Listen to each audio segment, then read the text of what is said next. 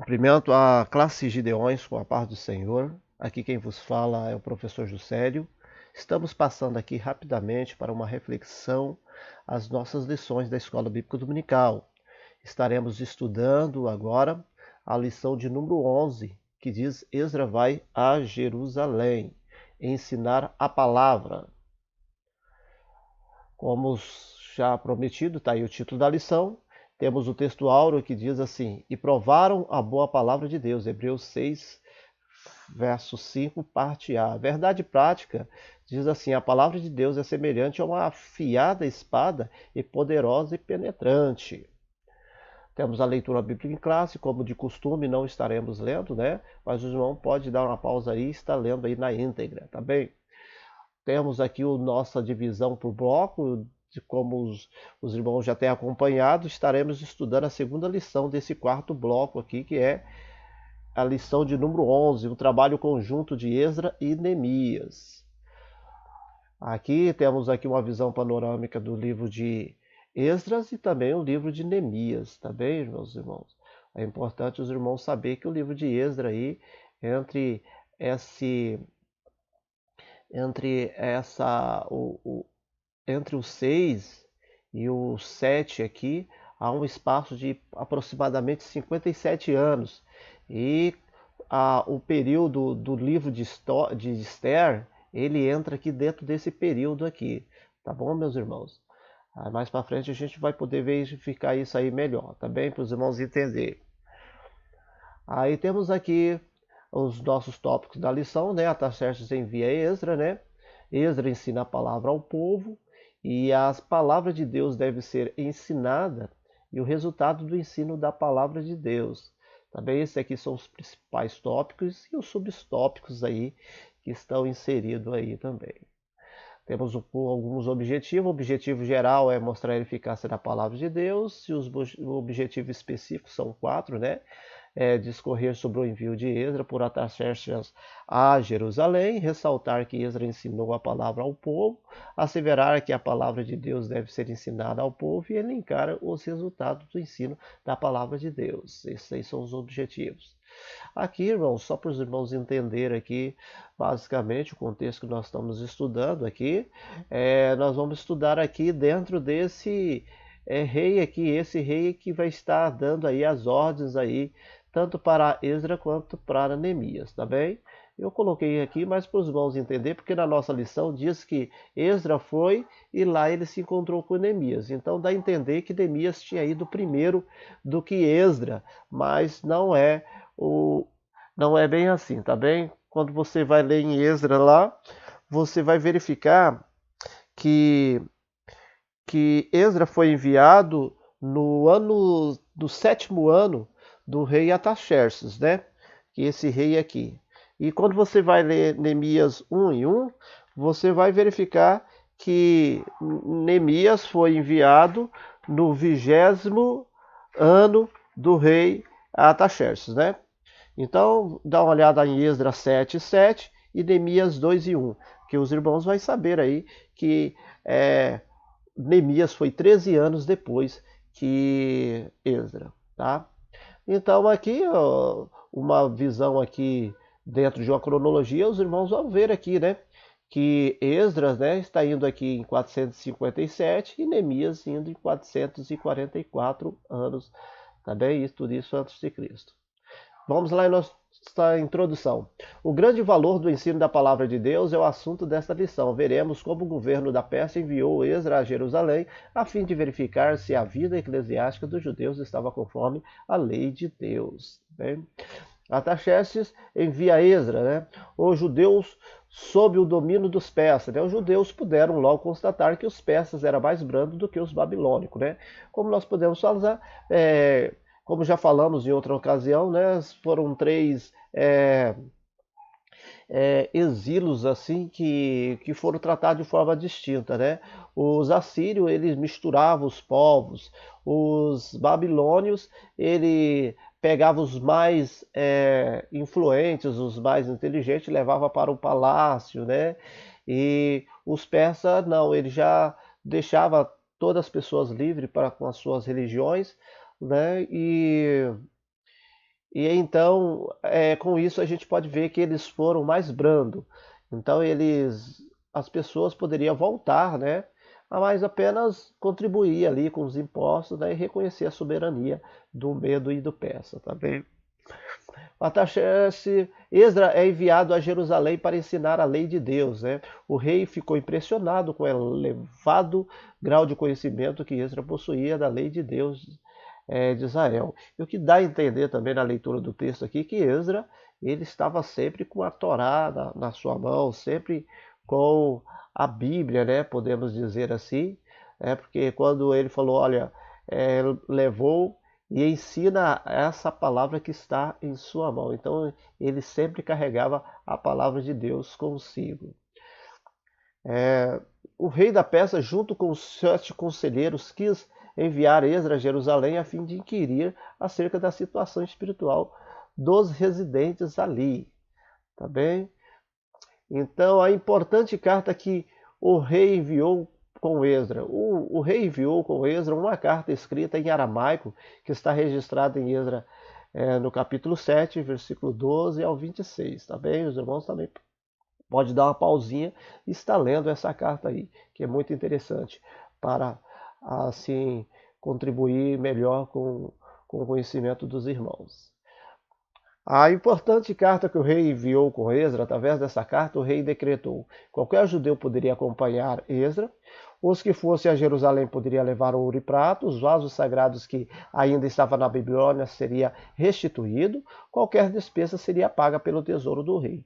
Não seria imposto aos servidores do templo, direitos, tributos, rendas. Esdras poderia nomear regentes e juízes para que a vida eclesiástica viesse a funcionar conforme a lei de Deus. Aqui é muito interessante, irmãos, que assim que eles chegaram, como a gente já viu em outras lições, essa viagem não era uma viagem simples, era uma viagem que duraria aí entre 5 e 6 meses, né? Quando a gente vê a chegada deles lá, vocês vê que é tão cansativo que eles descansaram aí por 3 dias. Aí, pós 3 dias, eles pegaram os ouros, né, as riquezas que eles tinham levado e chamaram as pessoas ali para conferir aquilo que eles tinham levado e pesou tudo. Então, dentro de uma transparência muito interessante que Esdras ali trabalhava, né?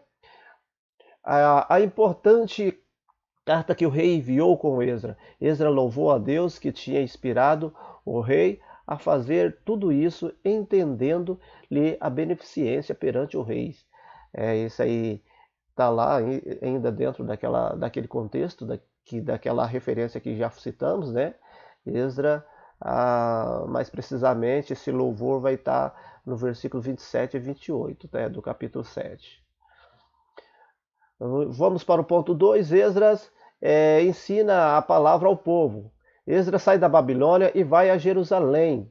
Esdras viajou para Jerusalém acompanhado de um grupo de judeus, alguns eminentes líderes do povos, né? Então, alguns era considerado líderes importantes ali, né?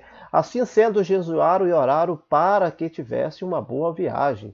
Esdras, né, como ele sempre pregava que Deus que estava com ele, Deus assim o abençoava e Deus era quem dava a segurança a ele, ele rejeitou a a escolta militar do rei, né? Mas aí, quando eles pegaram a estrada, né? Eles viram que eles estavam correndo um grande risco, porque eles estavam levando bastante riqueza, né? Então eles pararam próximo de um rio lá e ali eles jejuaram e oraram para que Deus pudesse dar a proteção para eles. E eles tiveram uma boa viagem. Então, Esdras, ele não apenas ele falava, mas ele vivia também aquilo que ele pregava. Isso é o mais importante do pregador, do ensinador, do professor, enfim, é viver aquilo que realmente ele prega. E então aqui assim chegaram em paz de Jerusalém, onde ofereceram holocausto a Deus. O encontro de Esdras com Neemias. Posto a par a situação, Neemias uniu-se a Esdras na tarefa na qual este havia sido enviado, né? Então, historicamente, biblicamente, dentro do contexto histórico, como a gente já falou aqui, esse encontro não ocorreu logo de imediato, após 13 anos que foi a chegada de Neemias ali na, na, na terra de Judá ali, tá bem, meus irmãos? É, Esdra ensina a palavra ao povo de Deus, o povo se ajuntou como um só homem diante da porta das águas, né? Está lá em Neemias 8:1, e Esdra trouxe o livro da lei que foi lida ao povo desde a alva até ao meio-dia, né? Então, pela primeira vez na Bíblia a gente ouvi falar aí a palavra púlpito, né? Que eles fizeram um púlpito de madeira para esses fins, né? Como diz lá no texto, e eles começaram desde a alva, desde quando amanheceu até o meio-dia, praticamente 6 horas aí só de palavra, e o povo não se afastava, né? É muito interessante isso, o povo estava sedente para ouvir a palavra de Deus. O ensino foi maravilhoso, o povo, ao ouvir a leitura, começou a chorar e a lamentar-se. Neemias e Esdras tiveram que intervir, exortando-os que se alegrassem no Senhor, porque a alegria do Senhor é a nossa força. O ensino, o povo então foi comer e beber, festejar, porque todos entenderam a palavra que lhe fizeram saber. Neemias 8:12, né? Já no terceiro tópico aqui, né? A palavra de Deus deve ser ensinada. Deus ordenou que a sua palavra fosse ensinada a todo o povo de 7 em 7 anos. Além da leitura da lei de Moisés, o que se fazia a cada sábado, os escritos e os profetas deveria ser lido e explicado ao povo em convocação solene a cada 7 anos, né? Então, como que era assim? Dentro da lei de Moisés, os pais já tinham a responsabilidade de ensinar o filho diariamente, todo dia, ao deitar, ao levantar, pelo caminho, e todo o tempo. Mas eles tinham ali aos sábados ali, eles se reuniam para a leitura da lei de Moisés, né? Se fazia a cada sábado, os escritos do profeta, né? E em uma convocação maior, mais solene, deveria ser feito isso aí a cada 7 anos, tá bem, meus irmãos? Os irmãos entenderem a importância que eles se davam a palavra de Deus, para que o povo não viesse a se desviar. E há alguém que diga que se Deus não tivesse dado a lei a Moisés, provavelmente seria para Esdra que seria dado, porque Esdra, é, Deus está dando a lei para ele aí novamente a lei para o povo através de Esdra. E segundo alguns historiadores, Esdra também foi um propulsor ali, de repente, do sinédrio, das sinagogas, né? Então Esdra ele tem uma grande importância, influência, né, na palavra de Deus ali para os judeus, tá bem? Jesus ordenou o ensino de sua palavra. Na grande comissão, Jesus ordenou que seus discípulos ensinassem todas as nações, guardarem tudo que lhes tinha mandado, né? Então, na grande comissão foi ide, ensinai, né?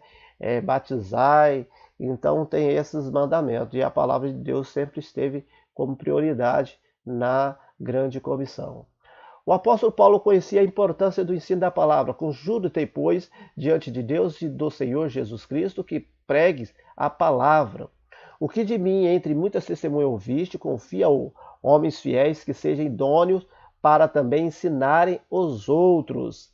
Então, se é ensinar, haja dedicação ao ensino. Então, a gente pode ver aí que o apóstolo Paulo, um dos apóstolos mais influentes aí, dentro da doutrina aí do Novo Testamento aí, ele sempre trabalhou aí com o ensino da palavra, né, recomendando a importância de se dedicar ao ensino.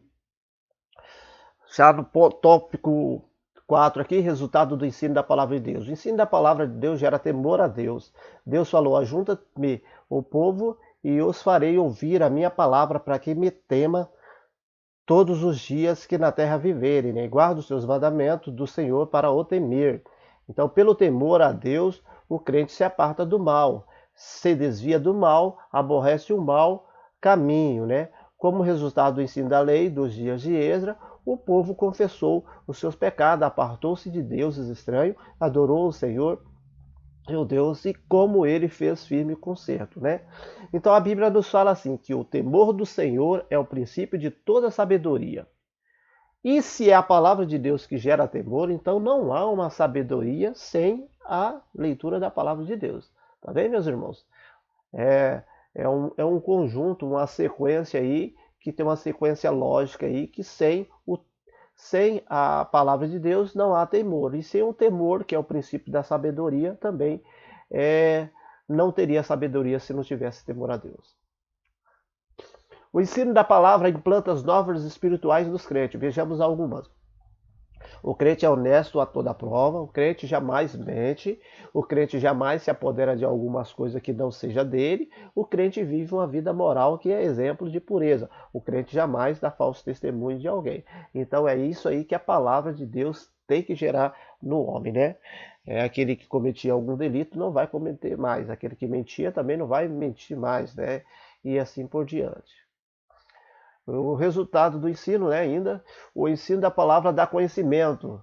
É o que a gente acabou de dizer. A igreja de Corinto foi enriquecida porque, pelo ensino da palavra de Deus, havia recebido conhecimento. Consideremos, o conhecimento consolida a força. Provérbios 24:3. Pelo conhecimento, podemos saber que nos é dado gratuitamente por Deus, podemos alcançar plena libertação, podemos saber que Deus quer que todos os homens venham ao conhecimento da verdade.